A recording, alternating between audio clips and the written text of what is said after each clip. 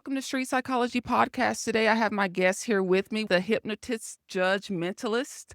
Today we're just going to be talking about hypnosis, and also we're going to be touching on his upcoming trip to Barcelona. He's going to be going to Spain, right? Yeah, super exciting. I've learned in the preparation for this trip that at least as far as the segment of hypnosis that I am primarily finding myself in, which is the entertainment and performance side of things, there might not be a whole lot of opportunities for people in the area to see this kind of stuff because nothing has officially, as far as the run of shows is concerned, nothing is officially out there yet. Yet from my social media postings, I've had random people contact me. Hey, when are the dates of your shows? When are you going to be there? We haven't been able to find anything like this here. We're super excited about it. It's the Spain part of it's a new experience for me, and the hypnosis part of it might be a new experience for my friends, my soon to be new friends in Barcelona. So it sounds like they're really excited to see you. Yeah, I've had a number of emails from Yeah. a number of people. I have a feeling that once the schedule officially launches and gets dropped, what I'm taking part in is the Barcelona Fringe Festival. If anybody has no idea what it means when I say Fringe Festival, it's a concept that started, I believe, in Edinburgh, Scotland, several decades ago, where they collectively put together this period of time that they call the Fringe Festival. They have a bunch of venues of all different sizes, all different formats, and they bring in a wide variety of entertainers and comedians, magicians, and performing artists, and spoken word, and all sorts of things all come together. And then different cities have started doing this. Some of them run for a couple of weekends, some of them run for a month. Barcelona's runs for about 10 days. And I was sought out a couple months ago. Hey, we think you should apply to this festival. I looked into it and applied. And then literally a few weeks later was like, hey, you're in, let's get going, which is super cool and fun. And Yeah. I'm excited because I've never been to Spain. I've never been to Barcelona. I've been many places throughout the world, and I've done my show a lot of different places throughout the US and different countries, but this will be a fun excursion to be able to do multiple shows over the course of a week. I'm really putting myself out there on a little bit of taking a few risks with this show. It's an experimental concept where if I'm normally doing a show, I know the routines that I'm going to do, or at least 90% of them. And then depending on the folks I have on stage, I have a series of extra routines that I will do in certain situations. But even those, I know I'm going to do this part of the show for sure. And I'm going to add these particular things in if I've got the right people on stage. These shows in Barcelona are going to be totally different. It's a show concept that I call the Carnival of the Mind or Carnival of Dreams. And the audience members, as they enter the auditorium, are going to write down and suggest routines for me to use in the show. So every time I do one of these shows in Barcelona, it is going to be a brand new show that was written By the just before the show. So the audience is they're gonna write down what they want to see you do, Yes, and you're gonna look at the list and you're gonna choose from what they suggest, or how does that go? I'm still working out the precise logistics, but I have two main ideas in mind, and it's going to go one way or the other. And I may do both and see which works out because I'm doing shows over the course of a week. So I am going to both on the ticketing site as well as with some sort of a poster as people enter the auditorium, explain how the show is going to work. I'm going to give a brief list of some of the traditional routines that one might see, classic routines in a stage hypnosis show, and specifically prompt them to put down something you'd like to see happen in this show that's not on this list. So one of the big classics is that the folks on stage are bodybuilders, and you're going to show us bodybuilder poses, or you're going to show us working out. What happens when people are on stage and they're hypnotized, everything that the hypnotists say to them is absolutely 100% the truth. And they act upon it because I tell them to act upon it. The really cool thing about what I do is that to them, they are in a completely different world. So the things that you see them from the audience miming and doing and acting out, to them, they're really there. They have an entire perception of, like, another one of the classic routines is being a musician, like a rock musician or a classical musician. And when I talk to people after these shows, they'll tell me I was on stage, I was with this band or that band, and I was rocking out to the guitar, or I was playing the drums. The Mm. exciting thing about what I do is, let's say I have 10 people up on stage and they're all hypnotized, they're all in trance, and they're doing these things. I am performing 11 different shows at the same time because I'm performing the show that the audience is seeing. But then for each and every one of these 10 people, their experience is so different, so personal to them. It draws off of their imagination, just their experience, the references that they have in their mind. Years ago, I was doing a show, and one of the closing routines for this show was that my volunteers on stage were showgirls, and they were going to stand up and start dancing and show the audience why they became famous showgirls. And the only prompt that I gave them was that they would be showgirls. And three or four of the folks in the middle of this group of volunteers just linked arms and started doing a rockette style kick line. I never told anybody to form a kick line. I never gave any suggestion that directly indicated, but in their mind, that's what being a showgirl was. And they started doing it. A lot of times I have people dancing like they're exotic dancers, all sorts of other stuff. I have had people that have laid down across the chairs because everybody else is standing up and dancing. I was doing a fundraiser show for a group down in Atlanta, Georgia.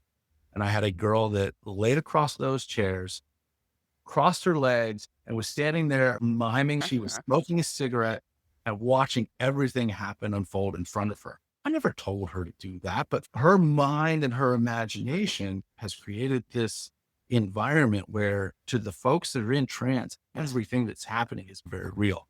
And obviously, they never leave the stage. They're all right there. None of this is actually happening to them, but it is such a unique journey for each and every person up there. Yes, I'm going to give a couple of those prompts for, I don't want normal things. I want you to be creative and come up with ideas that you would love to see on the stage. And keep in mind, keep it clean, because you might be on this stage. You might be doing it. Mhm. Now, that's as much of a truth to that individual person as their desire is to be on stage. Because when I do these shows, my volunteers are exactly that. They are volunteers. I will take a few moments to introduce anybody in the room to what hypnosis is, what it's not, let them know how the show is going to go.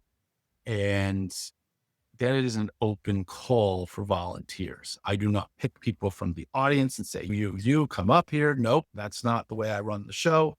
Some hypnotists will do what's called a group induction, where they will tell anybody who thinks that they might be interested in being on stage in the audience to sit back, follow along.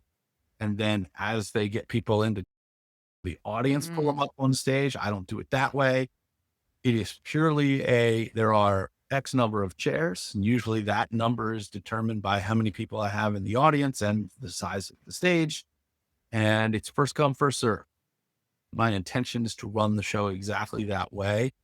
And as far as the formats and how I'm going to write this show, I've got these two ideas, as I said, in my mind. Either A, I'm grabbing all of those suggestions, sifting through them. Anything that's going to be potentially dangerous is not going to be in play. I don't embarrass anybody on my stage. I build my volunteers up. They become the stars of the show. And many times they are buying a video from the show, or their friends and family are, so that they can see everything that they did because it's an unbelievable thing. I tell anybody, my favorite thing to tell anybody who does not believe in hypnosis, who does not believe that it's real or thinks that I've had comments on YouTube with people saying that you're paying people to be there. How much do you think they're paying me to do this show? Mhm. You pay Come people. up on stage and act something out. No, that's not happening. And it'd be weird because I'd have to find different people every time because hundreds and hundreds of show videos, it's always different people because it's always different people. But I tell anybody who is a non-believer, go to one of these shows, whether it's mine or somebody else's. Go with a group of people that you know, friends, family members, otherwise. One of them inevitably is going to want to go on stage and try it out. And there will be a moment where it's almost like you've seen a light switch change in that person and they become someone else. For the hour or so that they're up on stage, you will see that personality change. They will come out of their shell if they were somebody that was a little more keep to themselves and an introvert. And you will see them do things legitimately that seem so out of that personality character, not in a negative way. I would say 99% of folks who are doing these shows do it exactly the way that I do it with respect to not embarrassing anybody, building them up, making them the stars of the show. There are folks that will do more adult themed shows, and they're very clear about the fact that they're doing a very adult themed show. There used to be some on the strip. Those are a little bit of a different category. You may not walk off the stage from one of those types of shows being completely proud of everything you've done, but who knows? Different strokes for different folks. Absolutely. Hypnosis is a really fun concept. The two paths that I may take with this is A, taking what's left and actually crafting a show, or B, crafting part of a show and then keeping them in a fishbowl or something on stage and pulling something out. And okay, this is the direction that we're going. Okay, and that's in the moment, And either way, even if I take those suggestions and it's happening 10 minutes before the show. which Yeah. is unusual, right? Most folks come in the way that I normally do this show. I've got a set list in mind. I've got a section of the set list, probably about 2/3 to 75% of the way through the show, in which I've got routines that if I have really creative people on stage, and you can tell because they're very emotive, they're very just really into what they're doing. Some people are just so much more mentally visual than others. So the experience for them is such a deeper situation than maybe some of the other folks on stage. If I get some of those really good people in an amazing state, it lets me take things in different directions. I've been invisible on stage. I have had people speaking alien language on stage. I've had other people on stage interpreting that alien language in English for the audience. Those kind of things they don't show up in every single show, but they're there. That element of it, there's always an X factor in my shows of, hey, am I going to have the right people in the right state to be able to take it a little bit further? I always want to, because those are just exciting and fun moments, but it doesn't always get there. The shows are always fun, but sometimes you get some people that are either way too deep and they're like slow and sluggish and not really bouncing around. Because people go up on stage for all sorts of different reasons. Some of them want the attention. Some of them want to try it. Some of them just need a nap and they think all I'm going to do is go up there and take a nap for an hour. That will sometimes manifest in people where they're just zonked out. Yeah. Is that like when you snap your fingers, they don't wake up? Will come around and they certainly wake up, but I will tell you that being in trance for even a short period of time, but normally the time in which people on stage for me are actually in trance is anywhere between 30 to 45 minutes, sometimes as much as an hour. Mm, They will emerge from that experience feeling like they just took an 8 to 10 hour power nap, even though they were only up there on stage for less than an hour or maybe around an hour. It is refreshing. It is energetic. And they've gone through this amazing experience. And sometimes in the shows, hey, I try to do different stuff at almost every show, at least rotate through it so that I have a lot of people that will come to my show that have been to it before. And even though every show, if I did the exact same set list every single time, because of the people I have on stage, every show is going to be totally different. But I still feel like I have an obligation to the people there to just change that experience up. So every so often, I'll do a routine in which I have folks that get on a rocket ship and they go into outer space.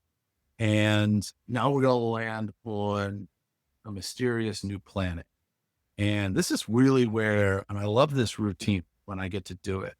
It's not super over the top exciting for the audience in this moment, but I have these folks get out of the rocket ship and walk around on this brand new planet. They're the first humans that have ever been on this strange and mysterious planet. There are plants they've never seen before. There are little critters that are roaming around. You can reach out and you can pet them. None of them are going to bite. And this is literally how the verbiage is going on stage. Yeah. These folks are seeing this stuff. I have had people come up to me after those. How did you do that? Where did you take me? I love talking to these folks, having them describe that experience because I know I'm taking them somewhere that doesn't exist. So I know that nobody up on that stage is seeing what anybody else on that stage is seeing. Everybody is drawing their own unique picture of this experience. And it's so unique. It's so personal to them. It'll never be recreated anywhere else in the world, ever. You mean so when you say that, you mean for them, for you, or so another hypnotist couldn't go and say, "Hey, we're stepping out on this new planet," and gives another group that experience? It'll be totally different. Because If you yeah. have 10 Okay. people on stage in those crime TV shows where they would have the person, the sketch artist, Mm, and you saw this person, tell me what he looked like or what she looked like, and then the sketch artist draws them and shows is this. If you were to have a sketch artist that was there and their job wasn't to draw a person, but to draw what you saw on this planet. If you had 10 people on mhm. stage, you would have 10 totally different drawings from that sketch artist describing what it is, where that person was, because they're drawing from their imagination. What if I tell you we're going to go to a strange planet, brand new that nobody's ever gone to? You're not in trance right now, but there are visuals that are Mhm. popping into your mind. There are things that you think of and they may not be what I think of or the next person thinks of. They are coming from your own mind, your own imagination, your series of experiences throughout your life that give some sort of credence to what some strange new planet would look like and what kind of critters would be walking around on it.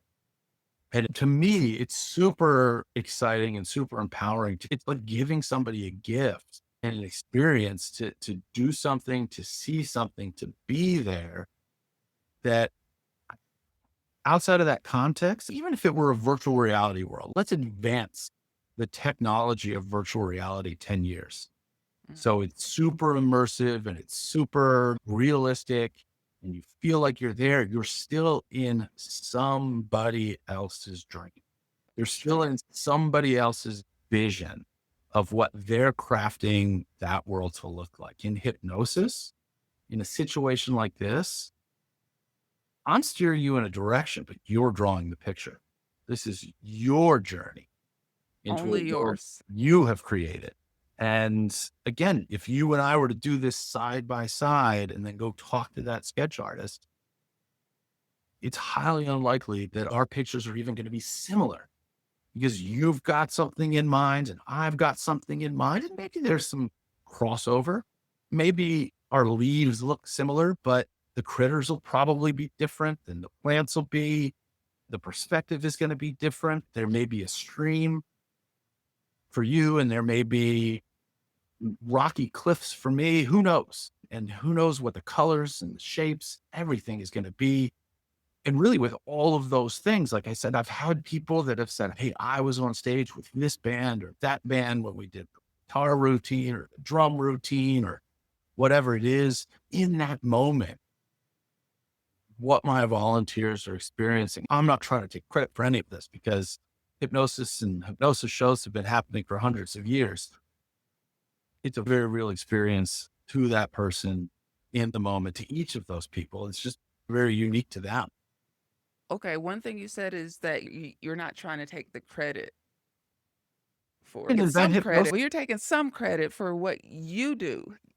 Y for Yeah, go sure, on. I am giving people through my show the opportunity to experience this journey. And this journey is going to be theirs, it's going to be unique to them.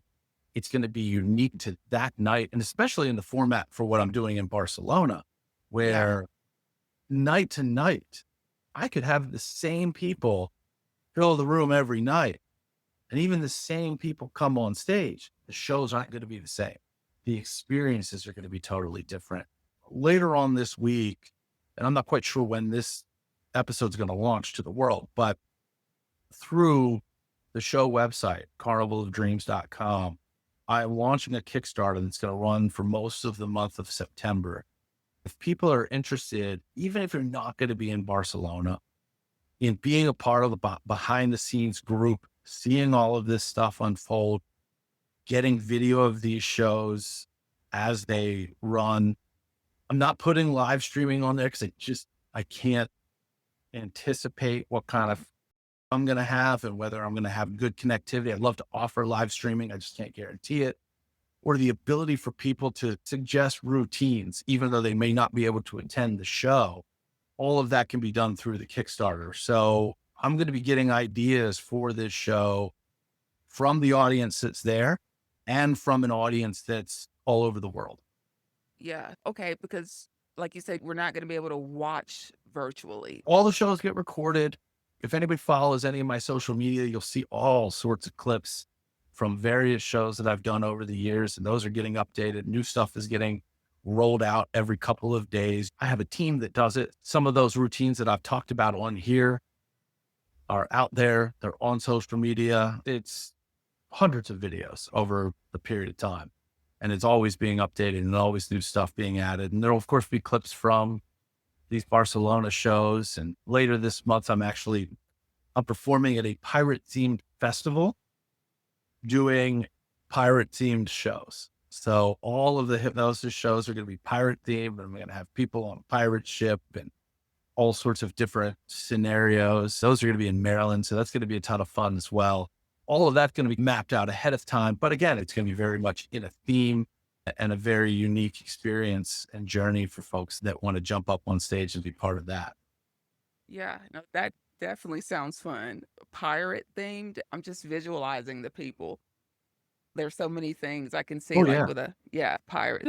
Some of it is what people are acting on stage. Some of it's having them say things. So we're going to find out what everybody's pirate name is and what they're known for and all sorts of stuff like that. It's going to be an adventure. It's going to be a ton of fun. Yeah. I'm curious about what you said earlier about the showgirls because we're talking about individual experiences. Everyone has their individual experience, but you said this group of four right in the center, they decided to link arms Yeah. together. So, what is the reason when a group is on the same page? It really draws on your experience and what the words I say mean to you. And to have a group of people that just that triggered something for them, or maybe, and again, I'm facing the audience probably about 80% of the time during my show. Me seeing this, they were already doing it at the time that I noticed it. People linking up the arms. It may have been initiated by a few who were the leaders, and then the others followed along. But it was something that this show was maybe a year and a half ago. And it was something that I hadn't seen before in one of my shows. It was something that I haven't seen since. Let's say you're like, there's no way I'm ever getting up on stage. That is no reason to not go to one of these shows because 99% of hypnotists are not pulling anybody up on stage that doesn't want to be there. The whole practice of being hypnotized and going into trance is super voluntary. It's super consensual. You have to There is no voodoo. You may have seen cartoons growing up. It's a common Mhm. theme on things like the Flintstones and Scooby Doo, where somebody's a hypnotist and they've got this voodoo element. No, it is fair to say, and many people will say this, is that all hypnosis is self hypnosis. And that the job of the hypnotist on stage or in a clinical session, which is something that we should absolutely talk about, this being a psychology podcast, is some of those clinical uses for hypnosis. My job is to be a guide. I have to, in a very short period of time, teach the people that are on my stage how to hypnotize themselves because there are no magnets. There is no weird spell. It is me guiding these folks into a place where they have turned off their conscious mind and they are letting their subconscious mind do the driving. Mhm. They have done this to themselves. Somebody who doesn't want to do it, somebody who wants to be resistant, it's not likely to happen for them. Are there outliers? Are there people that are just highly susceptible to the suggestions? Of course. But as far as what I would need for somebody to be a good performer on my stage, they have to want to do it. It's why I run my show 100% voluntary. I'm not there to embarrass people. I'm not there to make people uncomfortable. I don't want anybody on my stage that doesn't want to be there. I don't mind if you're skeptical, but have an open mind. I don't know that I think this is going to work, but I'm going to give it a good try. They're some of the best people to have on stage because if they get into that mode, they have the time of their lives. But yeah, I think it's important though also to talk about the clinical side of things because there are clinical practitioners and I have a certification. I just don't do it as a career. I got the certification, so I had a deeper understanding of really everything that was going on my stage and to the best of my ability is going on in the minds of my volunteers. And it's super important for me to understand that because these folks are my show. These individuals who volunteer to be part of this show end up being the show. I'm the ringmaster. They are the carnival. They are the circus. They are what's exciting about it. But folks have done amazing. People are doing this all the time, making positive changes in their lives, breaking habits that they haven't been able to break on their own, smoking cessation, weight control, anxiety relief. And sometimes in just one or two sessions, people are having life-changing impact from some of the fine folks that are doing this day in and day out for clinical. That's a good point. I'm curious about the clinical aspect, and it's not usual to happen in one session. Like you said, 2 is a good case, but how many clinical sessions does it take to break a habit or to change something? So I think a lot of that really relies on the person who's going through or attempting to go through the change. Baseline concept in clinical hypnosis, and really any hypnosis, called threshold. It is somebody being at that point where they realize it really breaks down to three things. Number one, that they have an issue. A lot of people are in denial. A lot of people who suffer from anxiety, depression, addiction, what have you, haven't come to terms with the fact that they're suffering in that way. It's just part of life. So step one is recognizing that there's a problem. Step two is recognizing that you are the core of that problem. It's not somebody else doing this to you. It's not some outside influence that makes you this way. It's that you are that problem and you are the core of that problem. You are the essential element. And then wanting and legitimately wanting to change it. You can't force somebody into recovery. They're going to relapse. They have to essentially hit rock bottom and on their own decide that it's time for a change. Hypnosis is the same thing. Now, can it be effective for a short period of time for somebody who's not at threshold? Certainly.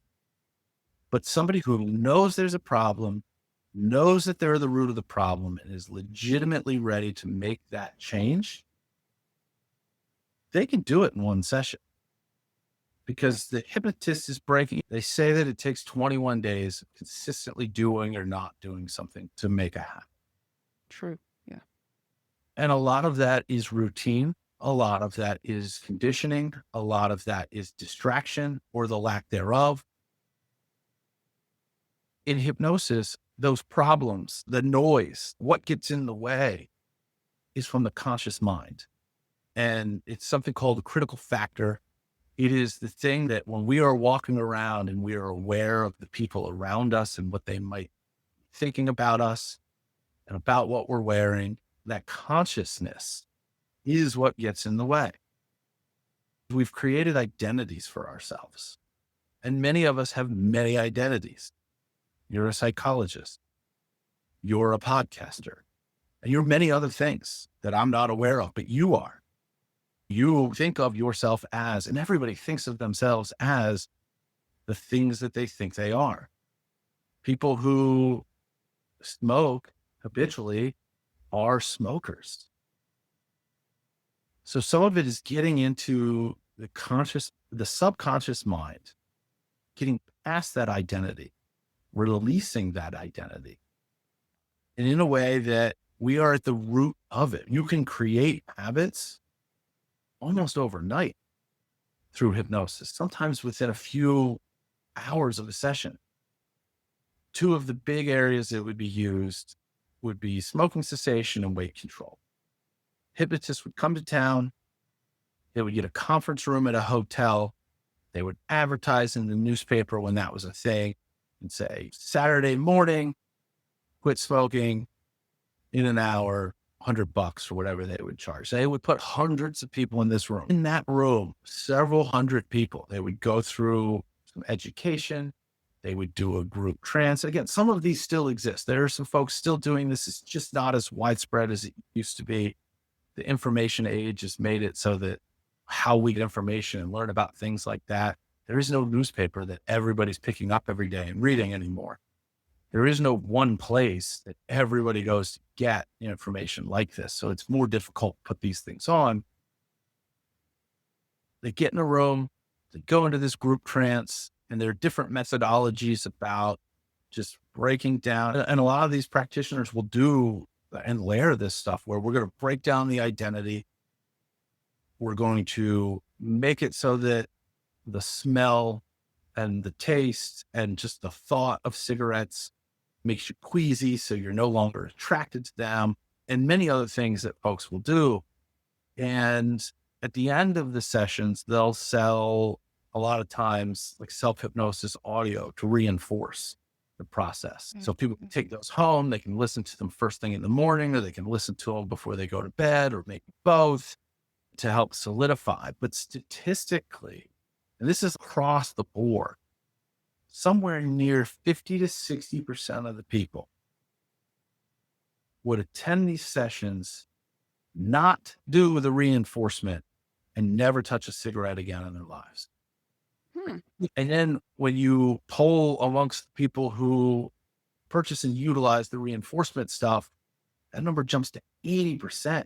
Imagine if anybody out there listening that's a smoker, what are cigarettes? Like $10, $15 a pack these days. A lot of people smoke a pack every day.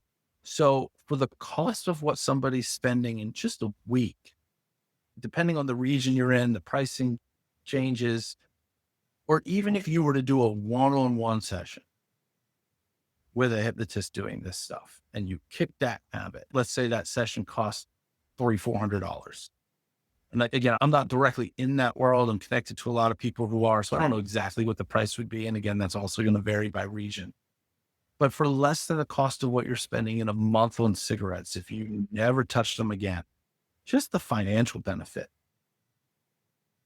over the course of the year and what you're saying, the health benefit, the years you're adding to your life, the easier to breathe it'll be in a period of time when all of that leaves your system. Incredible, amazing, transformative stuff. A lot of people specialize in certain areas. There are guys and gals that do smoking cessation. There are some that do mostly weight loss. There's a colleague of mine over in the UK that almost exclusively helps people improve their golf game. So it doesn't even have to be for bad stuff. You can reinforce focus. You can improve your memory, all sorts of amazing things that can be done. Athletes use it all the time. Some of the greatest athletes that we've ever, I'm talking Wayne Gretzky used hypnosis, Tiger Woods, hypnosis. Many of these great, Michael Jordan, he, in those hypnosis sessions, would visualize the ball getting smaller and the hoop getting larger. And that's why it changes and shifts that perspective. And he took that onto the court. And we all know, no matter what you think of LeBron, greatest of all time, number 23. It's so hard to argue. Not with me. He could just land one. And in crunch time, when it mattered most, he was there that would land it. Yeah, no, that is very interesting. I never thought about people like Michael Jordan being hypnotized to be better as an athlete. And I'm sure, like you said, this is happening right now. This is really common in sports. Again, it doesn't have to be, if you're sitting out there thinking, I don't have some bad habit that I need to kick, look at it from the other perspective. Maybe it's time management. Maybe it's procrastination. Don't wait till next month to kick your procrastination habit. Yeah. I mean, I know you want to, you're a procrastinator, but many elements of your life, you don't have to look at it from a purely getting rid of negatives perspective. We can increase your productivity. You can be more outgoing if you want to be more outgoing, and it can be any number of things. Two things. Have you been hypnotized and do you hypnotize yourself? And it's a very kind of calming, reflective type of situation. I have not done so in a show, not Okay. yet. I don't know why. I think that a lot of it is seeing new hypnotists and wanting to sit back and observe what they're doing and how they're handling their audience and how they're handling their volunteers. And even though I've done a ton of these shows and I've been doing this for years and I lecture at conferences, I feel like I'm always learning. I'm always trying to take in new stuff and just realize little nuances of how other folks, but eventually I'll get myself to the point where it's okay. I've seen this person's show before. It's time to go up there. But that part of it hasn't happened yet. Okay. Like you said, because you want to experience and continue learning. Yeah. A lot of times I'm on these shows for a different reason than everybody else is going because I'm there to soak it up and see a new performer, new to me. But yeah, it's a ton of fun wherever you are in that room. I love it. It's something that when I started doing it, I was immediately hooked. It was such an incredible experience for me, not just for the volunteers in the show. And there was no turning back. And that's a question too, because you're a judge that In real life, I'm an attorney. an The attorney. Yeah. judge Okay. persona is for stage. Okay. Yeah. So I'm not a formal judge, but that is the name that I go by on stage. But yeah, that is a world where I've spent over a decade in the legal profession.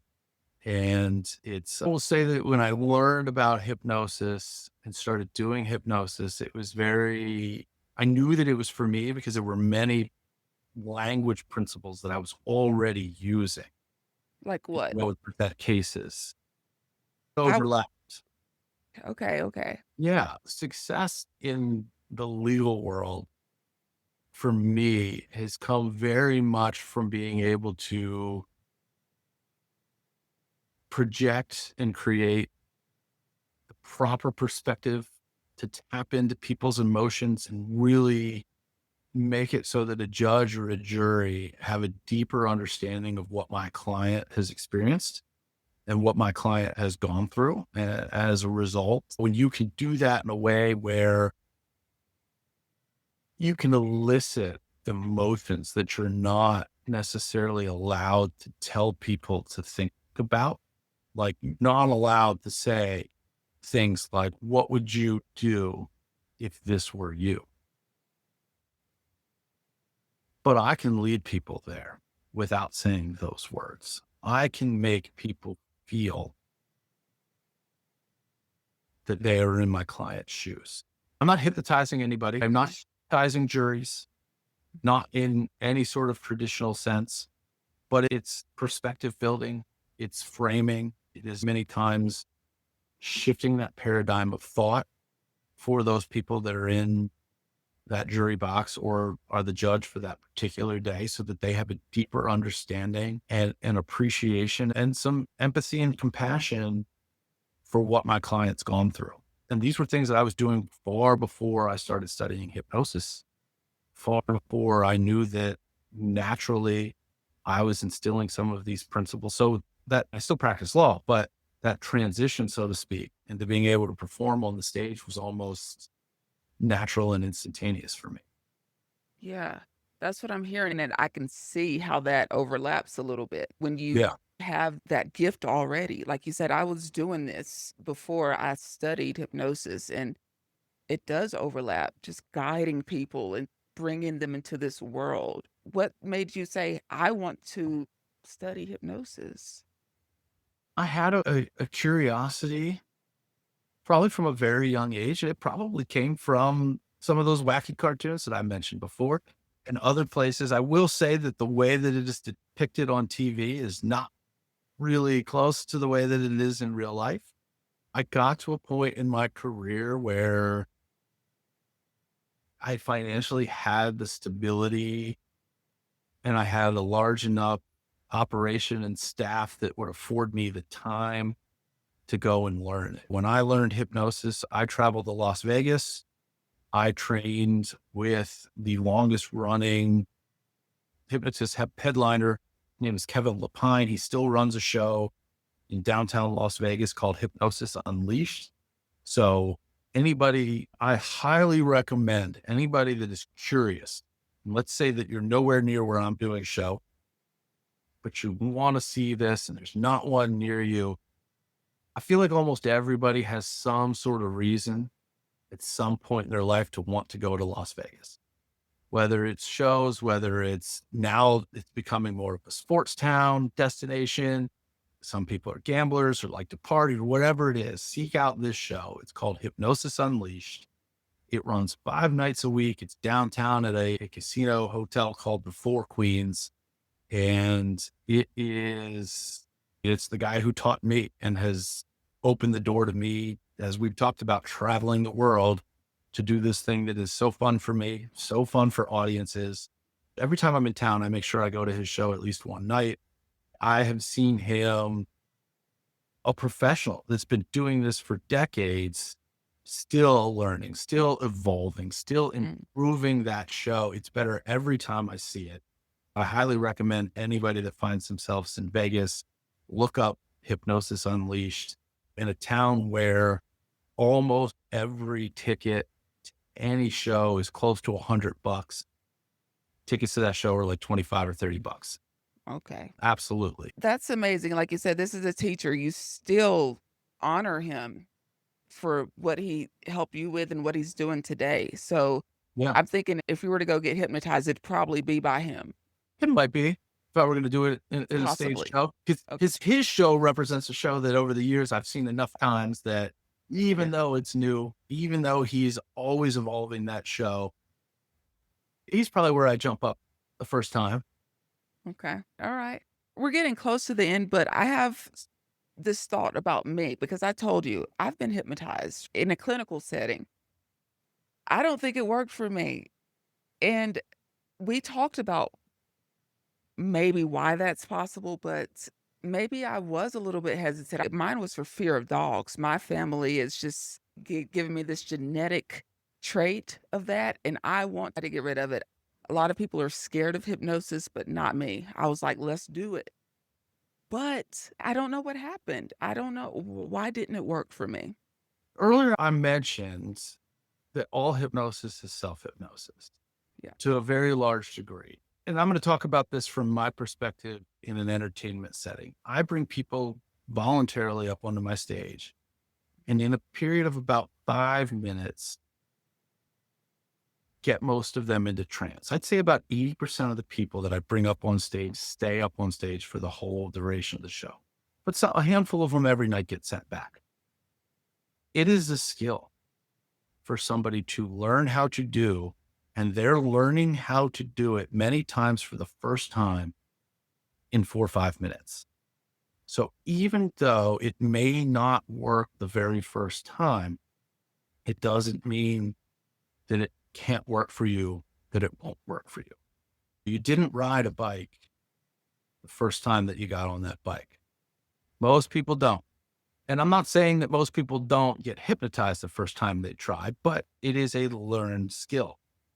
Some of it could be, hey, you need to try it again. You might want to try it again with somebody else. It's possible that they worked at the phobia from a direction that may not have connected with you. It may not have connected with your subconscious. And it's no fault of the hypnotist necessarily. They're meeting you. They're spending a few moments with you and then getting down to business. They don't Mhm. necessarily have everything that they need to be able to assess that full situation. The phobia work is fun. The folks that I've talked to about it. Do you want to walk through an exercise? I'm not going to hypnotize you. I want you to imagine something with me. Okay.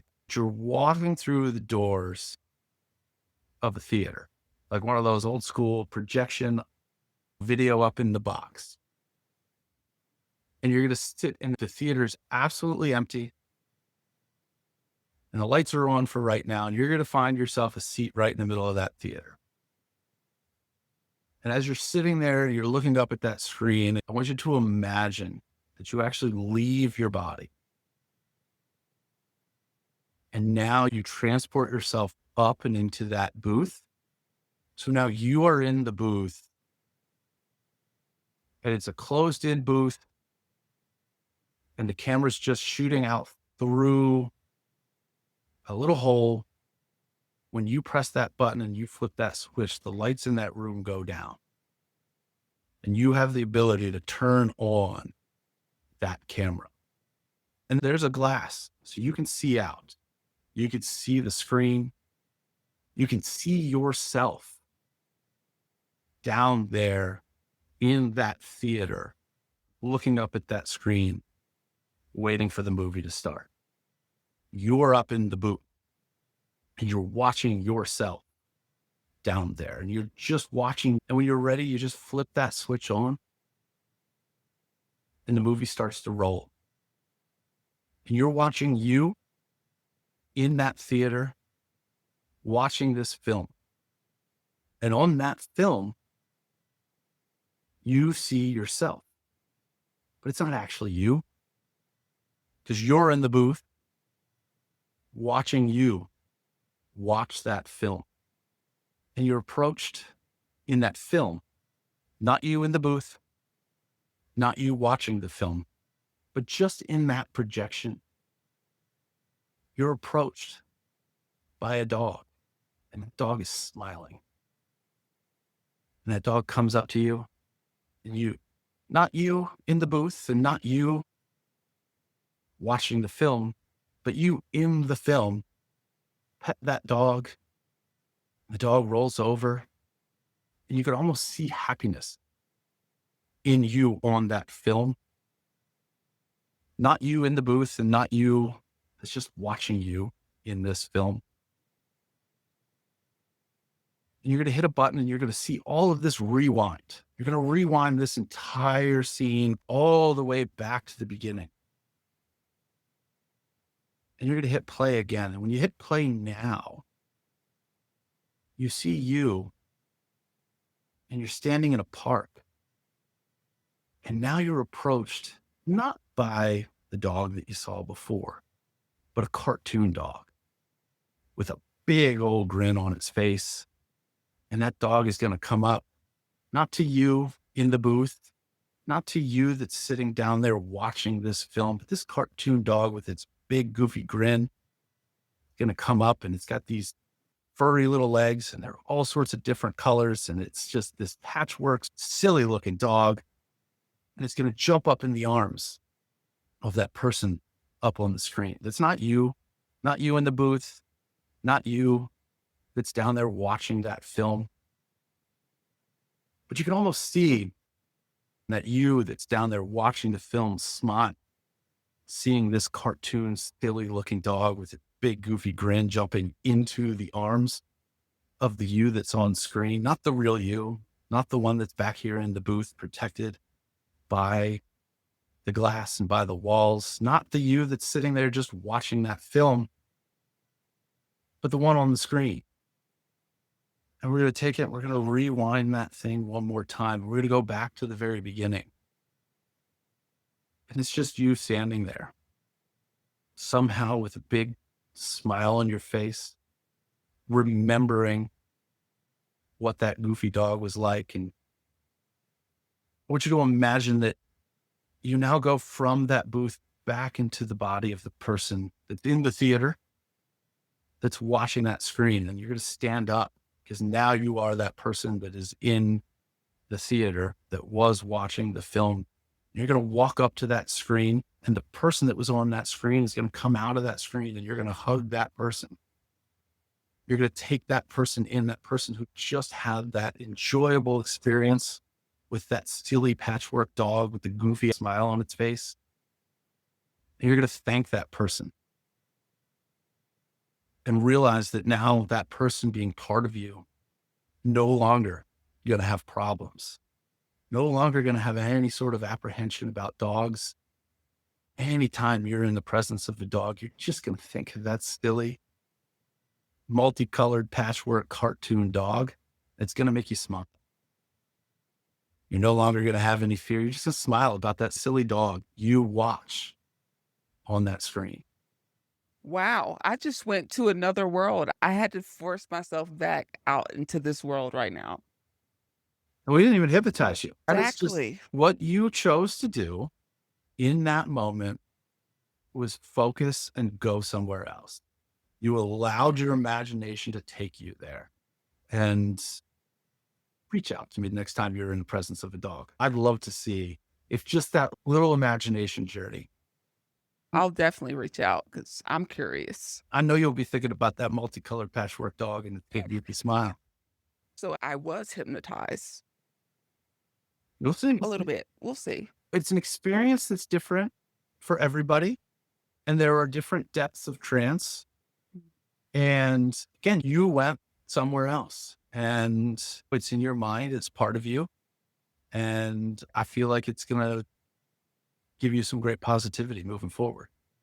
I received that, and I If, if, thank you. if nothing else, a fun little laugh the next time you see a dog. Yeah, because I can still see it. It is funny with the little colorful legs and stuff, and that's just funny. So that's a good start. Yeah, I want to say we are at the end here, and I want to be respectful of your time. I've had an amazing conversation with you today. I learned some things. I may have even changed a few things about myself. You weren't expecting that, were you? No, at all. So, any final things that you want to put out there or just wrap up for the world?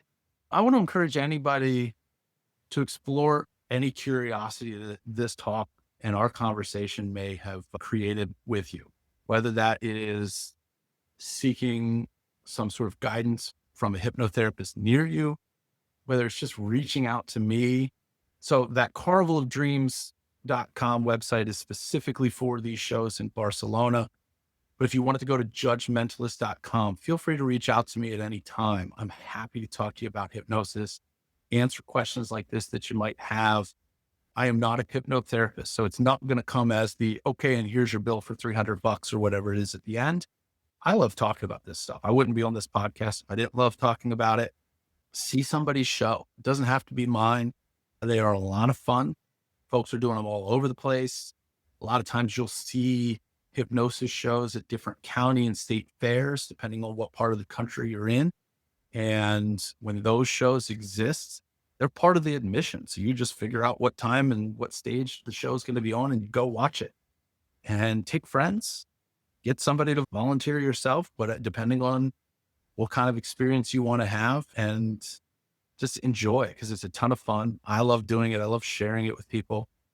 Feel free to reach out to me if anybody has any questions. I love talking about it. All right. We love hearing about it. Anyone who's hesitant, just know that I did it and I'm okay. Yeah. So thanks again. Hopefully, I'll reach out to you for sure when I have that experience and we'll go over it from there with a colorful dog and see how that Yeah. works. And I hope you enjoy your trip in Barcelona. And it's just amazing because it's already an amazing experience for you either way. Yeah, it's So gonna be a lot of fun. And the more and more I learn about the lack of hypnosis shows in that area, the even more excited that I am about taking it there and sharing it with folks and doing it in such a unique way. give them the gift. Have a great rest of your day, and I'll definitely let you know shortly when this episode is going to air. Thank you so much for having me. It's been an absolute pleasure. Same. Thanks.